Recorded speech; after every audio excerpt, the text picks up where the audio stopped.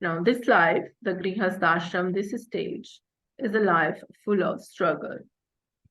There will be many challenges, because here in Aplibubu responsibilities, right? Many challenges. So we struggle a lot in this period of life. But later on, of course, we develop that maturity, in the Vanprastha and the Sannyas ashram.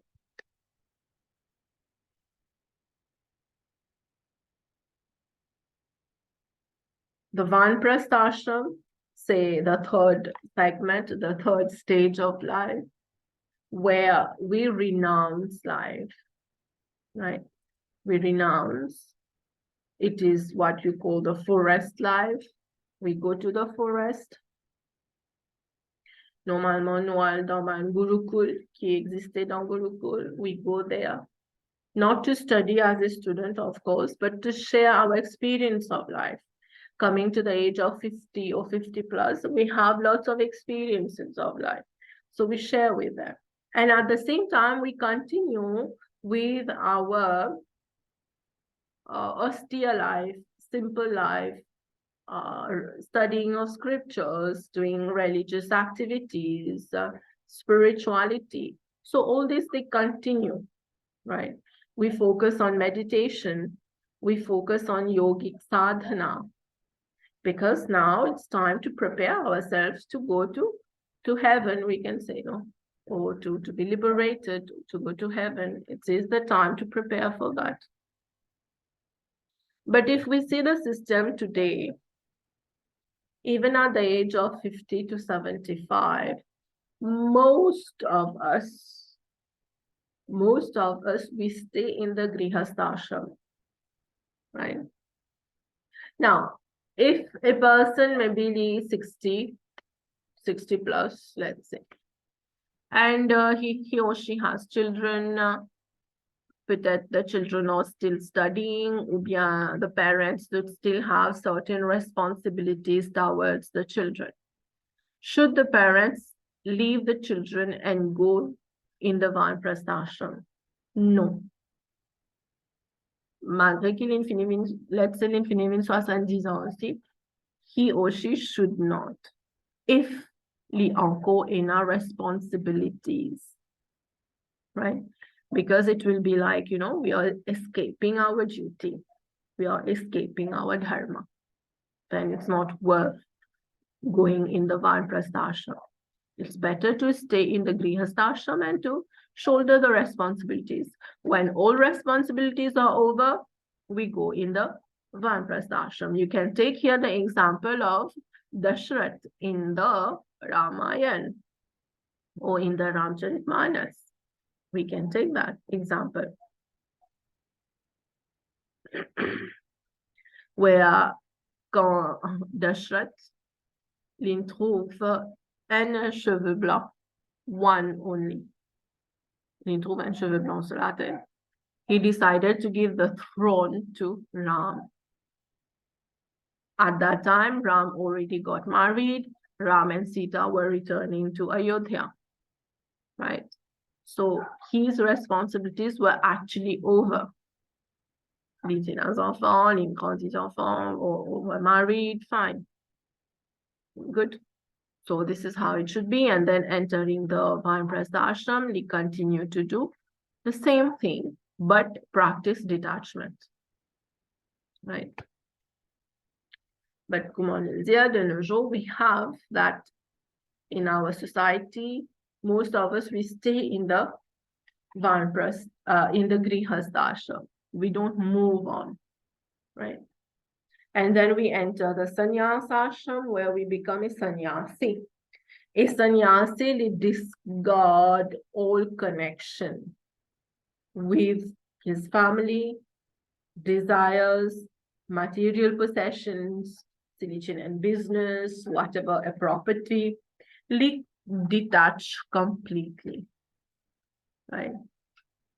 He's then called a sannyasi. Il a un grand nom dans la société. But at this stage, he's called a sannyasi. right? No, he's free from all the depths. He's free from pain and pleasure. This should be the actual stage.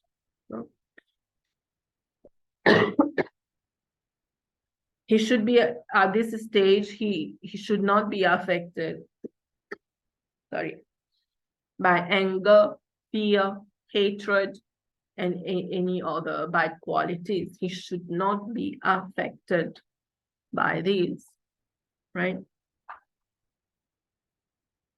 This is called, you can refer here to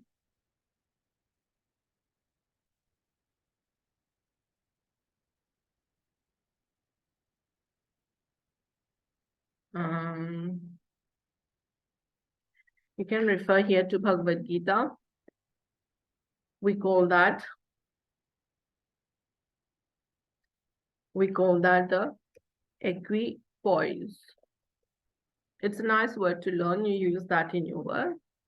Krishna has used that in many chapters, especially how that in chapter 2 and 3, where he talks about how to become a person of equipoise. Equipoise ou bien a person qu'il y ait un equilibrium, right? Il y a une balance.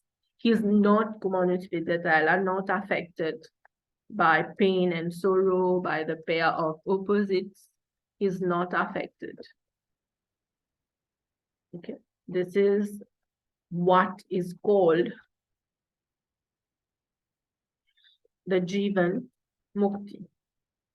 We have two types of liberation, two types of Mukti. Premièrement, Jivan Mukti and Videha Mukti. Jivan Mukti, Jivan veut dire life. C'est-à-dire, Jivan Mukti veut dire liberation when one is still alive. Right? Videha Mukti, c'est liberation when one dies. Right? So Jivan Mukti, c'est quoi actually? Nous encore vivants, but we get liberation. How? C'est by detachment. We are totally detached. We don't get angry.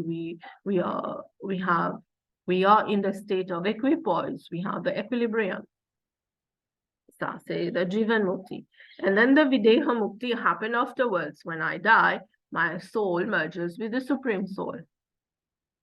Okay. All of us, we have to go through the Jivan Mukti and then we will get Videha Mukti. It's not as easy as that, right? So he's free from everything, the sannyasi, all these stuff he's free from, right? He spreads knowledge. He shares his experiences. He spreads knowledge. He is not supposed to reside for a long time at one place. He becomes a wanderer, living at one place and then to another place, right? He becomes a wanderer. His personal needs of food and clothing are to the barest minimum. Nous dire que il pas supposé in a personal need of food. Of course, he needs food for the body to survive, but he pas a choice that today I want to eat paneer, today I want to eat that. No, right? Whatever he gets, he eats. If he gets nothing, so nothing to eat. And even the clothes, usually 2 pairs of clothes, the one he is going to wear and the other one he's going to wash, right? Usually he has a bowl with him, right, to beg where people can give food and all. In the Buddhist culture, they carry umbrella, parce que quand vous marchez, vous êtes dans la pluie, etc. They carry umbrella in the Buddhist culture. And they carry books as well.